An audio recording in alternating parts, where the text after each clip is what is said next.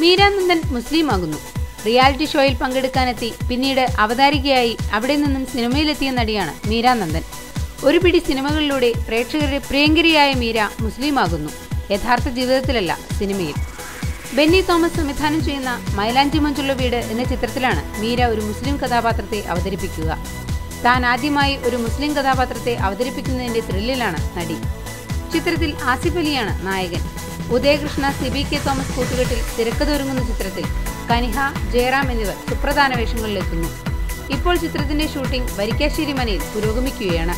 ഇതുകൂടാതെ സന്തമരുതം എന്ന തമിഴ് ചിത്രത്തിലും മീര അഭിനയിക്കുന്നുണ്ട്. എ വെങ്കടേഷ് സംവിധാനം ചെയ്യുന്ന ചിത്രത്തിൽ ശരത് കുമാർ, ഒവിയ, നടനും സംവിധായകനുമായ സമുദ്രകനി എന്നിവരും അഭിനയിക്കുന്നു. ചിത്രത്തിന്റെ ഷൂട്ടിംഗ് വളരെ രസകരമാണെന്നും തനിക്ക് തമിഴ് നന്നായി സംസാരിക്കാൻ അറിയാവുന്നതിനാൽ ജോലി വളരെ രസകരമാണെന്നും മീര പറഞ്ഞു.